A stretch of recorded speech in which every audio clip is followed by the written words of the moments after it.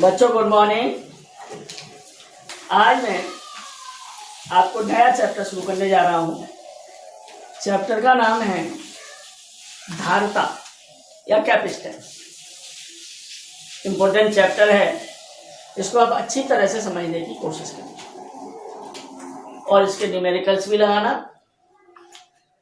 तो धारता समझने से पहले मैं आपको एक और टॉपिक समझाना चाहूंगा जिसका नाम है इंसुलेटर्स या डाइइलेक्ट्रिक्स। देखिए, प्रकृति में जितने भी पदार्थ पाए जाते हैं, जितने भी सब्सटेंस हैं, वो तीन प्रकार के होते हैं।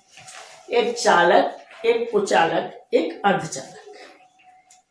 चालक वे पदार्थ होते हैं जिनमें मुक्त इलेक्ट्रॉनों की संख्या बहुत अधिक होती है और जिनमें होकर के विद्युत धारा का प्रवाह आसानी से हो जाता है। डेफिनेशन आप लोग लिख लें। चालक वे पदार्थ होते हैं जिनमें से विद्युत धारा का प्रवाह आसानी से होता है और उनमें मुक्त इलेक्ट्रॉनों की संख्या अधिकतम होती है। The conductors are the substances through which electricity can pass easily and they have a many number of free electrons. दूसरे पदार्थ होते हैं जिन्हें हम कुचालक कहते हैं। वे पदार्थ जिनमें से होकर के विद्युत धारा का प्रवाह नहीं होता और इनमें कोई भी मुक्त इलेक्ट्रॉन नहीं होते। और तीसरे पदार्थ अर्धचालक होते हैं जिनमें से विद्युत धारा का प्रवाह साधारण परिस्थितियों में नहीं होता, लेकिन विशेष परिस्थितियों में उनमें धारा का प्रवाह होता है।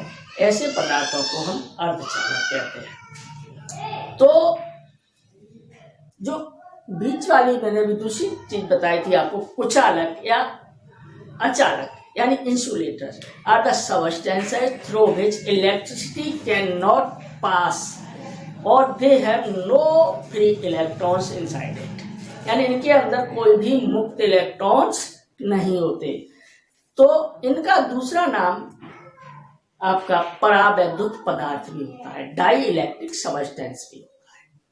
तो डाई इलेक्ट्रिक सबस्टेंस या कुचालक, इनमें से विद्युत धारा का प्रवाह नहीं होता, इनमें मुक्त इलेक्ट्रॉन्स नहीं होते।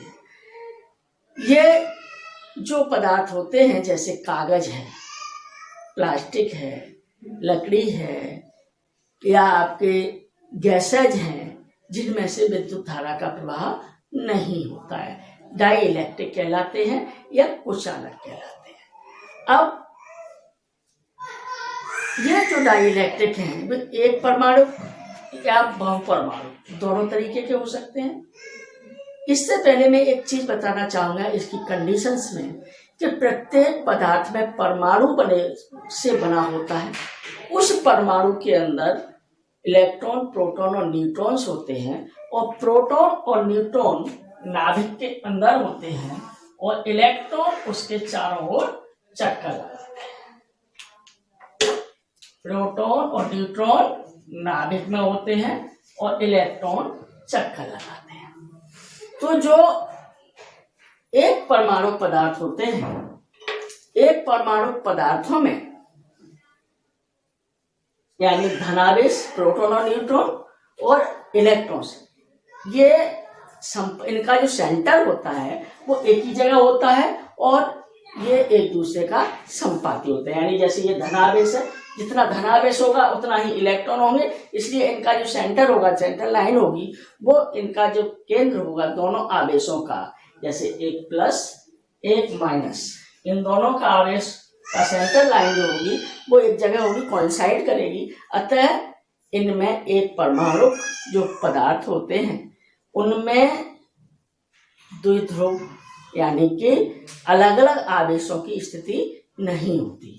द्विध्रुव में आपको पहले भी समझाता हूं, ये द्विध्रुव होता है कि जिनमें दो बराबर और विपरीत आवेश कुछ दूरी पर रखे होते हैं, उन्हें हम द्विध्रुव कहते हैं।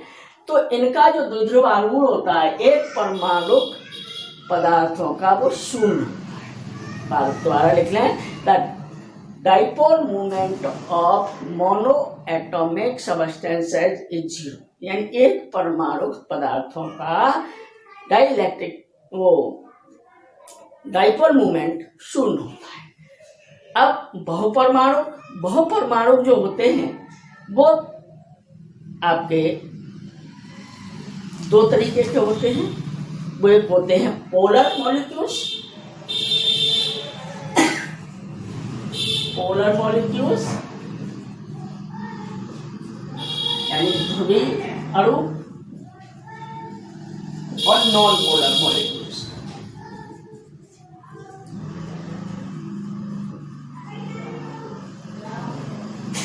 अध्रुवीय अणु। तो पोलर और नॉन पोलर। नॉन पोलर यानी अध्रुवीय अणु वो अणु होते हैं जिनमें के किसी भी अणु के अंदर धनावेश और ऋण आवेश का जो सेंटर है वो कोइंसाइड करता है। जैसे H2 है नॉन पोलर में, N2 है, O2 है, ये सभी नॉन पोलर सबस्टेंसेज हैं। जैसे H आयन है, H दूसरा H, इसका धनावेश और इसका ऋण आवेश का जो सेंटर है वो बीच में होता है, कोइंसाइड करता है, इसलिए इसमें द्विध्रुव आघूर्ण नहीं होता है। इसका द्विध्रुव आघूर्ण ऑलरेडी नेग्लेक्ट होता है, शून्य होता है। जो दूसरे होते हैं पोलर सबस्टेंस, पोलर मॉलिक्यूल्स, उनमें किसी भी परमाणु के अंदर जैसे पोलर मॉलिक्यूल्स हैं, जैसे H2O है, NH3 है। अब इनमें क्या होता है कि जैसे H2O है, H ऑक्सीजन में कितने पर धनावेश होता है? 7, वो 8 प्रोटॉन होते हैं और इसमें 8 प्रोटॉन होता है नाभिक के अंदर। तो इनका जब ये बॉन्डिंग होती है, जो इलेक्ट्रॉन्स होते हैं, तो इलेक्ट्रॉन का जो पेयर है, 2 इलेक्ट्रॉन हुए एक इधर, लेकिन वो सेंटर में रहना चाहिए। वो सेंटर में ना रह करके ये ज्यादा धनावेश है उधर की तरफ थोड़ा सा डिस्प्लेस हो जाता है। ध्यान देना, ये थोड़ा सा डिस्प्लेस हो जाता है। धनावेश का सेंटर यहाँ होगा और जो इलेक्ट्रॉन्स है थोड़े से डिस्प्लेस हो जाते हैं, इसलिए इनमें थोड़ा सा इस पर धनावेश आ जाता है और इस पर ऋणावेश आ नहीं, इधर ऋणावेश आएगा, इलेक्ट्रॉन इधर की तरफ डिस्प्लेस हो रहे हैं और हाइड्रोजन पर थोड़ा सा धन आवेश आ जाएगा और इनके बीच की जो डिस्टेंस होगी, इनकी दूरी होगी, इस तरीके से 2 बराबर और विपरीत आवेश हो गए जो थोड़ी सी दूरी पर है, तो ये एक द्विध्रुव का निर्माण कर रहे हैं। ऐसे इधर भी डेल्टा प्लस आ जाएगा, इस पर डेल्टा माइनस आ जाएगा, तो इन पर भी आपका एक द्विध्रुव बन जाएगा, यानी दोनों 2 डाइपोल बन जाएंगे। इसका कोई डाइपोल मूवमेंट होगा, तो इनका एक नेट डाइपोल मूवमेंट होता है ध्रुवीय अणुओं का। और इनमें जो ऋणावेश और धनावेश है उनकी स्थिति थोड़ी सी एक दूसरे से सेपरेट होती है। धनावेश और ऋणावेश की सेंटर्स की स्थिति थोड़ी सी डिस्प्लेस होती है, इसलिए इनका जो डाइपोल मूवमेंट है थोड़ा सा होता है हर एक अणु का। लेकिन जब हम किसी पदार्थ में लेते हैं, किसी पदार्थ के एक बड़ा इसका सैंपल लेते हैं, तो इसके अंदर जो ये धनावेश और ऋणावेश हैं वो रैंडमली इधर उधर बिखरे रहते हैं।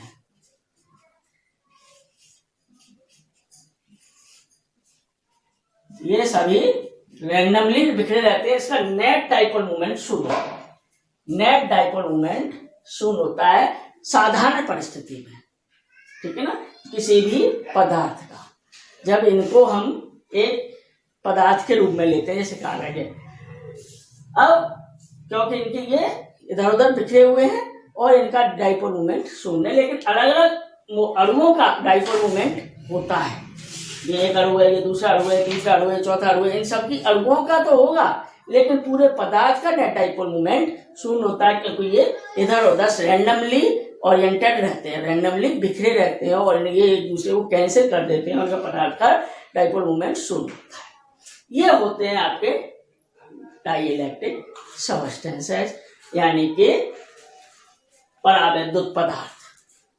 समझ में आ गया होगा परावैद्युत पदार्थ क्या होते हैं? वे पदार्थ जिनका कुछ डाइइलेक्ट्रिक, इनके अणुओं का कुछ डाइइलेक्ट्रिक कांस्टेंट होता है, लेकिन उनकी जो पूरे पदार्थ का होता है उसमें शून्य होता है।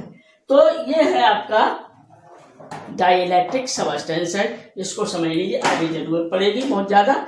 इसके बाद आता है कि जो डाइइलेक्ट्रिक सबस्टेंसेज हैं उनकी परावैद्युत सामर्थ्य क्या होती है और परावैद्युत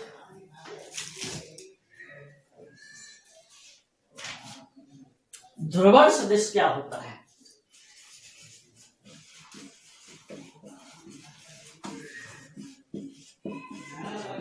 पोलर वेक्टर, किसी भी डाइलेक्ट्रिक सब्सटेंस का पोलर वेक्टर होता है। ये होता है कि किसी भी परावैद्युत पदार्थ के एकांक आयतन में उत्पन्न द्विध्रुव आघूर्ण को हम डाइलेक्ट्रिक सब्सटेंस वो पोलर वेक्टर कहते हैं, यानी कि ध्रुवण सदिश कहते हैं। इसका मान, जैसे मान लीजिए किसी भी पदार्थ को जब हम डाइलेक्ट्रिक सब्सटेंस को वैद्युत क्षेत्र के अंदर रखते हैं, यहाँ पर हमने ये मान लीजिए ये वैद्युत क्षेत्र लगाया, ई की दिशा है, तो ये जो आपका डाइलेक्ट्रिक सब्सटेंस है उसको जब इसके अंदर रखते हैं तो ये डाइलेक्ट्रिक जो होते हैं इसके, वो इसके वैद्युत क्षेत्र के कारण इनकी जो दिशा होती है वो वैद्युत क्षेत्र की दिशा में ही हो जाती है। इस तरीके से इनके लिए अभी और रैंडमली ओरिएंटेड थे, जब इनमें वैद्युत क्षेत्र लगाया हमने उसकी दिशा प्लस से माइनस की ओर है। मान लीजिए कोई प्लेट है, इसके अंदर ये पदार्थ रखा है हमने और इसका जो बाहरी वैद्युत क्षेत्र लगाया वो हमने E0 लगाया है। तो जब ये वैद्युत क्षेत्र के अंदर रखा जाता है कोई डाइलेक्ट्रिक सब्सटेंस, तो इसके जो मॉलिक्यूल्स हैं वो अपने आप को क्षेत्र की दिशा में ओरिएंट कर लेते हैं और इनके नेट द्विध्रुव आघूर्ण इस तरीके से minus plus minus plus minus plus minus plus minus plus इस तरीके से इनका द्विध्रुव आघूर्ण होते हैं प्रत्येक का। अब आप ये देख रहे होंगे कि ये जो बीच वाले हैं प्लस माइनस को कैंसिल कर देगा प्लस माइनस को, यानी कि इधर से ये आपके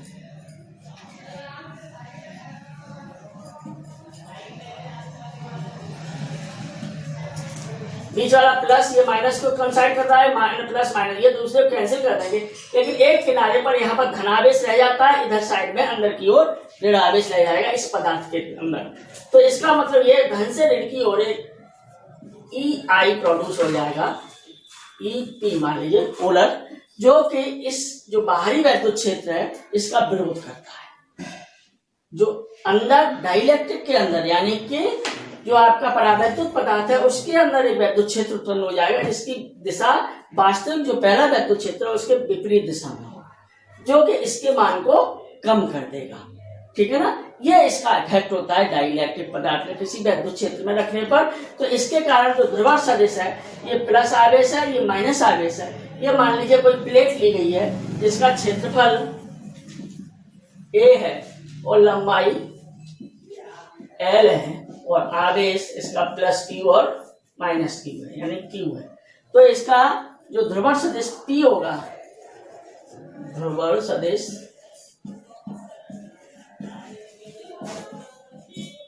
P = P vector upon volume.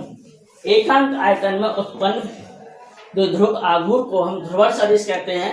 तो इसका मान हो जाएगा आपका Q × L upon A × L यानी Q/A। इसको सिग्मा P भी कहते हैं, यानी कि जो ध्रुवण सदिश का मान हुआ P का वो सिग्मा P के बराबर हो जाता है, यानी कि आपकी पृष्ठ आवेश घनत्व के बराबर होता है। इसका मात्रक कूलम पर मीटर स्क्वायर होता है। ये आपका ध्रुवण सदिश के बारे में पोजीशन है जिसको आप अच्छी तरीके से समझने की कोशिश करें।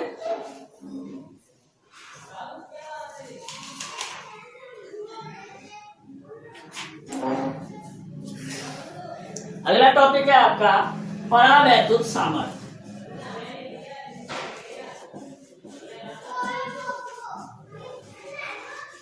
डाइलेक्ट्रिक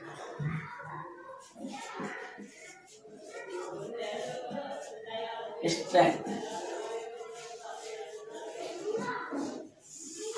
देखिए जैसे मैंने अभी यहाँ ये समझाया आपको कि किस तरीके से किसी पदार्थ को वैद्युत क्षेत्र में रखा जाता है डाइलेक्ट्रिक सब्सटेंस को, तो वो पोलराइज हो जाता है, वो इसके विपरीत दिशा में इसके वैद्युत क्षेत्र उत्पन्न कर देता है। इसी प्रकार अगर हम वैद्युत क्षेत्र बढ़ाते जाएं तो एक कंडीशन ऐसी आएगी कि ये जो डाइपोल्स हैं वो टूट जाएंगे और इलेक्ट्रॉन्स मुक्त हो जाएंगे, यानी कि जो आवेश है वो प्रकृति में यानी बाहर एटमॉस्फेयर में क्षरित हो जाएगा, खत्म हो जाएगा, यानी टूट जाएगा इसका डाइपोल। तो इस स्थिति को हम भंजन कहते हैं, डाइइलेक्ट्रिक ब्रेकडाउन कहते हैं। तो वो अधिकतम कितना फील्ड लगाया जाए कि इसका ये अधिकतम ब्रेकडाउन ना हो, इसका ब्रेकडाउन ना हो, उस वोल्टेज को जिस पर ये इसका भंजन होने लगता है डाइइलेक्ट्रिक सब्सटेंस का, उसको हम कहते हैं डाइइलेक्ट्रिक विभवांतर, परावैद्युत विभवांतर कहते हैं। और इसका मान अलग अलग पदार्थों के लिए अलग अलग होता है। That's all.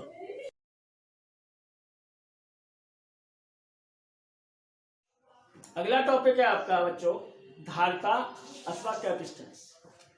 कैपेसिटेंस क्या होती है, इसका एक मैं बहुत बढ़िया छोटा सा एग्जाम्पल दूंगा आपको कि जैसे कोई 1 लीटर का बर्तन है, तो जब हम उसमें पानी भरते हैं या कोई भी द्रव भरें या कोई भी चीज भरें, तो उसमें उसका तल बढ़ता जाएगा और एक स्थिति ऐसी आएगी कि तल उसके बराबर हो जाएगा और उसके अंदर 1 लीटर पदार्थ आ जाएगा। तो वो उसकी जो धारिता है, कैपेसिटेंस है, उसकी जो पदार्थ की यानी बर्तन की जो धारिता है, कैपेसिटी है, दैट इज 1 लीटर। समझ गए? बहुत छोटी सी बात है कि कोई भी बर्तन की जो धारिता होती है उसमें उसकी आने वाले पदार्थ की मात्रा होती है, उसे हम उसकी धारिता कहते हैं। लेकिन उसमें उस पदार्थ को डालने पर किसी पदार्थ को उसमें तल उसका बढ़ेगा और लास्ट में जाके उसके लेवल में आ जाएगा। इसी तरीके से कोई भी चालक पदार्थ है, क्या चालक पदार्थ, तो जब हम उसको आवेश देते हैं तो उसका विभवांतर बढ़ेगा, विभव बढ़ेगा, पोटेंशियल बढ़ेगा, क्योंकि वैद्युत क्षेत्र उत्पन्न होगा और वैद्युत क्षेत्र की वजह से उसका विभव बढ़ेगा। यानी हम उस पदार्थ को आवेश देते जाएं तो उसका विभव बढ़ता चला जाता है और एक स्थिति ऐसी आती है कि उससे ज्यादा उस पदार्थ को आवेश नहीं दिया जा सकता। जैसे कि किसी बर्तन में जो 1 लीटर का था उसमें 1 से ज्यादा पानी डालेंगे तो वो बाहर निकल जाएगा। इसी तरीके से अगर हम उसको आवेश निश्चित मात्रा से अधिक देंगे तो वो जिसको आवेश देंगे वो एटमॉस्फेयर में क्षरित हो जाएगा, यानी फैल जाएगा और उसके चारों तरफ की वायु को ही यानी एयर को ही आयनाइज कर देगा। यानी किसी भी पदार्थ को एक निश्चित मात्रा में ही आवेश दिया जा सकता है और जिससे कि उसका निश्चित मात्रा में विभव बढ़ता है। यानी किसी भी चालक पदार्थ के आवेश को ग्रहण करने की क्षमता ही उस चालक पदार्थ की धारिता कहलाती है। कि capacity of gaining charge of any substance is known as its capacity, यानी कैपेसिटेंस। लेकिन एक जो हमने बर्तन वाला एग्जाम्पल दिया और ये एग्जाम्पल, दोनों में डिफरेंस है।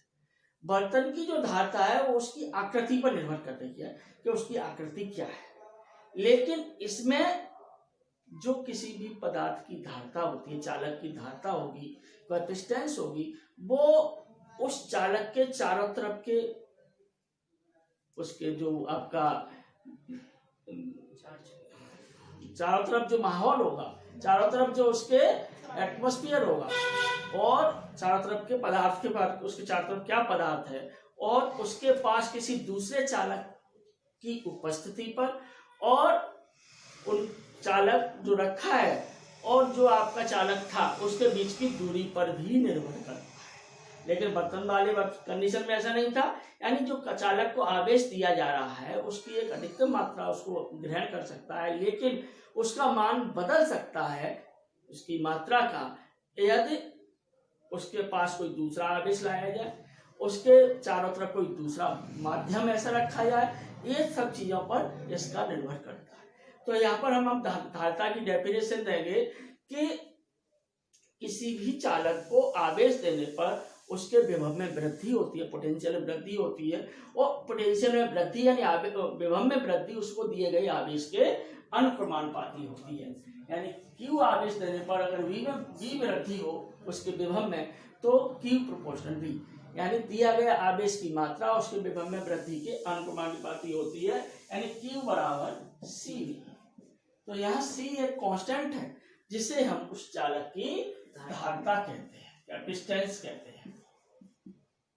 यहां से निकल के आया आपका C equal to Q upon V।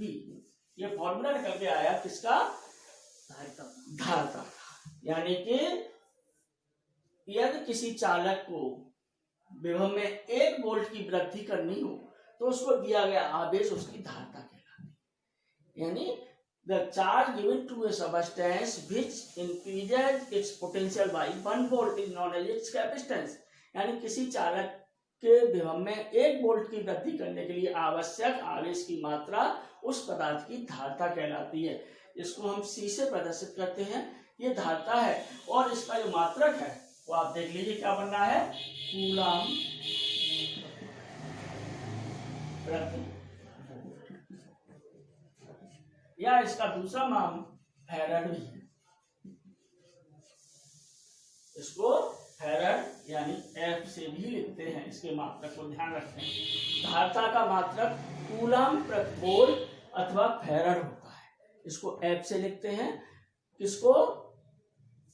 C के मात्रक यानी कैपेसिटेंस, यानी किसी चालक की धारिता के मात्रक को C से प्रदर्शित करते हैं। इसकी डेफिनेशन लिख लीजिए, यह किसी चालक को दिए गए आवेश और उसके विभव में वृद्धि के अनुपात को उस चालक की धारिता कहते हैं। सीधी सी डेफिनेशन Q अपॉन V है, दिए गए आवेश और उसके विभव में वृद्धि के अनुपात को उस चालक की धारिता कहते हैं। यानी capacitance of a substance is the ratio of charge given to it to the potential increases. यानी जितना पोटेंशियल इसका बढ़ा उसके अनुपात को हम चालक की धारिता कहेंगे। इसका मात्रक, अब ये जो फैराड है ये एक बहुत बड़ा मात्रक है। इस तरीके से कूलम एक बहुत बड़ा मात्रक है, एक कूलम बहुत बड़ा मात्रक है। इलेक्ट्रॉन के आवेश के अनुपात से देखिए तो उससे 10 के घात 19 गुना हो गया। इसी तरीके से फैराड एक बहुत बड़ा मात्रक है, इसलिए छोटे छोटे मात्रक उपयोग किए जाते हैं। माइक्रोफैराड, पिकोफैराड, या पिकोफैराड को माइक्रोफैराड भी कभी कभी लिख देते हैं। ये 10 की घात -6 फैराड के बराबर होता है, ये 10 की घात -12 फैराड के बराबर होता है, और नैनो फैराड ये 10 की घात -9 फैराड के बराबर होता है। क्योंकि हम जब उपयोग करेंगे इसके मान का तो 1 फैराड एक बहुत बड़ा मात्रक हो जाएगा, इसलिए हम छोटे मात्रकों का उपयोग करेंगे। माइक्रोफैराड, पिकोफैराड, नैनो फैराड ये छोटे छोटे मात्रक है जिनका उपयोग करेंगे। डेफिनेशन आपने समझ ली, मात्रक आपने समझ लिया। अब इसका विमा भी निकालेंगे। इसकी जो विमा है, कूलम की विमा हो जाएगी A इंटू टी, वोल्ट की हो जाएगी जूल प्रति कूलम, यानी जूल की होती है Ml2T-2 अपॉन 80। वोल्टेज यानी विभवांतर की होती है, तो ये हो जाएगी आपकी M-1L-2T2A2T2 यानी M-1L-2T4A2। ये इसकी विमा आ जाएगी M-1L-2T4A2 इसकी धारिता की, कैपेसिटेंस की। ये है आपका कैपेसिटेंस के लिए फॉर्मूला, इसकी विमा, इसका मात्रक। अब हम आगे चलते हैं कि किसी गोलीय चालक की धारिता क्या होती है। कोई गोलीय चालक है, गोलीय चालक की धारिता, capacitance of A spherical conductor. मान लीजिए ये कोई गोलीय चालक है, इसको हमने +Q आवेश दिया तो वो इसके पृष्ठ पर ही एकत्रित हो जाएगा कि गोलीय चालक है। चालक में मैंने आपको पहले भी बताया है कि चालक में दिया गया आवेश सदैव उसके पृष्ठ पर आ जाता है। इसकी त्रिज्या मान लीजिए A है, तो इसका जो क्यू आवेश दिया आपने, तो इसका जो विभव हो जाएगा V इक्वल टू 1/4πε0 Q/A। ए इसकी त्रिज्या है, तो Q/V हो जाएगा आपका 4πε0A। यदि ये एयर में रखा है, एयर की पराबैलता के माध्यम में रखा है, तो इसमें हम K और लगा देंगे। Q/V हम जानते हैं क्या होता है, C के बराबर, अतः इसका C बराबर हो जाएगा 4πε0 K × A। ये यहाँ त्रिज्या है चालक की, K परावैद्युत पदार्थ का परावैद्युतांक है, ठीक है ना। अब C जो आगा वो किस पर निर्भर कर रहा है, इसकी त्रिज्या पर, यानी C proportional to radius, radius के अनुक्रमानुपाती है। यानी इसके बीच में अगर हम ग्राफ खींचते हैं C और A के बीच में, तो सदैव एक गोली चालक के लिए एक सीधी रेखा है, ये C और A के बीच ग्राफ आएगा गोली चालक। तो इससे आप किसी भी गोली चालक की धारिता ज्ञात करते हैं, यह उसकी हमें त्रिज्या पता है। अब इसी के आधार पर हम पृथ्वी के समान अगर कोई गोली चालक है, पृथ्वी के की त्रिज्या के समान त्रिज्या का चालक है, तो उसकी त्रिज्या कितनी है पृथ्वी की, 6.4 × 10⁶ मीटर, यानी 6400 किलोमीटर होती है पृथ्वी की त्रिज्या। तो इसकी जो धारिता हो जाएगी C बराबर हो जाएगा 4πε0 का मान हो जाएगा 1/9 × 10⁹ K का मान एयर में लेते हैं, मान लीजिए A का मान 6.4 × 10⁶। इसका मान आ जाता है आपका 711 माइक्रोफैराड। यानी कि अगर पृथ्वी के बराबर त्रिज्या का कोई गोला लिया जाए, ठोस गोला, यानी 6400 किलोमीटर त्रिज्या, तो उसकी जो धारिता आती है 711 माइक्रोफैराड आती है। इसका मतलब क्या है कि फैराड एक बहुत बड़ी इकाई है। एक फैराड के लिए त्रिज्या कितनी होनी चाहिए, एक फैराड लिया जाए के लिए त्रिज्या का मान 9 × 10⁹ मीटर होना चाहिए। यानी कि इतनी बड़ी आपका चालक हो तब उसकी त्रिज्या, तब उसकी धारिता 1 फैराड होगी। यानी 1 फैराड बहुत बड़ा मात्रा है, जो मैं आपको समझा चुका हूं। इस तरीके से आपकी धारिता का टॉपिक हो गया आपका। गोली चालक की धारिता होगी, पृथ्वी के समान त्रिज्या का अगर कोई चालक है तो उसकी त्रिज्या कितनी होगी। अगर किसी चालक की धारिता 1 फैराड है तो उसकी त्रिज्या कितनी होगी गोली चालक की। इतना आप कंप्लीट करें और इसके न्यूमेरिकल करने की कोशिश करें। इसके बाद कल मिलते हैं, फिर दोबारा मैं अगली क्लास में आगे के टॉपिक आपको पढ़ाऊंगा।